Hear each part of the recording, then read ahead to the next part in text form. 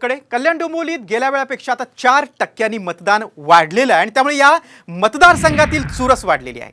वाढलेल्या मतदानाचा फायदा महायुतीचे उमेदवार श्रीकांत शिंदेना झाला तर त्यांची विजयाची हॅट्रिक होणार आहे। मात्र असं झालं तर भविष्यात भाजपची डोकेदुखी वाढणार आहे। त्यावरचा हा खास रिपोर्ट। शिंदेंचं कल्याण भाजपला चिंता। भाजपच्या गडात शिंदेंचा वरचष्मा। शिंदेंची हॅट्रिक भाजपची डोकेदुखी ठरणार। मुख्यमंत्री एकनाथ शिंदेंचे पुत्र श्रीकांत शिंदे कल्याणमधून खासदारकीची हॅट्रिक करण्याच्या प्रयत्नात आहेत। कल्याणमध्ये गेल्या लोकसभा निवडणुकीच्या तुलनेत मतदानात 4%ची वाढ झाली आहे। कल्याण डोंबिवली भाजपचा गड राहिलाय।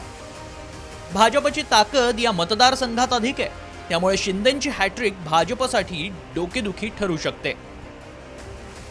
काही वर्षांपूर्वी कल्याण डोंबिवलीत चाकरमानी मतदार हा भाजपच्या दावणीला बांधलेला होता, त्यामुळे भाजप इथं रुजली आणि बहरलीही। मात्र गेल्या काही वर्षात बदललेल्या राजकीय समीकरणांमुळे इथल्या स्थानिक भाजप नेत्यांच्या राजकीय महत्वाकांक्षा वाढल्या। म्हणूनच उमेदवारीवरून प्रचंड नाराजी नाट्य रंगलं। त्यामुळे श्रीकांत शिंदेंच्या उमेदवारीच्या घोषणेला फार उशीर झाला।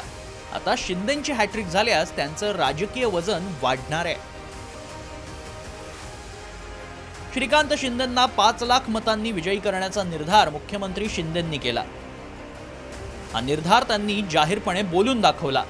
शिंदेंच्या विरोधात मात्र उभ्या असलेल्या शिवसेना ठाकरे गटाच्या उमेदवार वैशाली दरेकरांनी कल्याण पूर्व, मुंब्रा आणि कळवा उल्हासनगरातील काही भागात जोरदार प्रचार केला। तिथून त्यांना अधिक मतदानाची अपेक्षा आहे। तिथे अधिक मतदान झाल्यास शिंदेंचं मताधिक्य घटू शकतं। त्यात कल्याण डोंबिवली मतदारसंघातील हजारो मतदारांची नावं यादीतून गायब झाल्यानं याचा फटका शिंदेंना बसणार की दरेकरांना, याची उत्सुकता आहे। मोठ्या मताधिक्यानं विजय झाल्यास श्रीकांत शिंदेंचं राजकीय कल्याण होईल। मात्र शिंदेंची ठाण्यासारखी कल्याण डोंबिवलीत वाढणारी ताकद भाजपसाठी भविष्यात डोकेदुखी ठरू शकते। कारण आधीच कल्याणचे भाजप नेते आणि श्रीकांत शिंदेंमध्ये सारं काही आलबेल नाही, त्यामुळे कल्याण डोंबिवलीतील आगामी राजकारण अधिक रंगतदार होणार आहे। ब्युरो रिपोर्ट, साम टीव्ही न्यूज, मुंबई।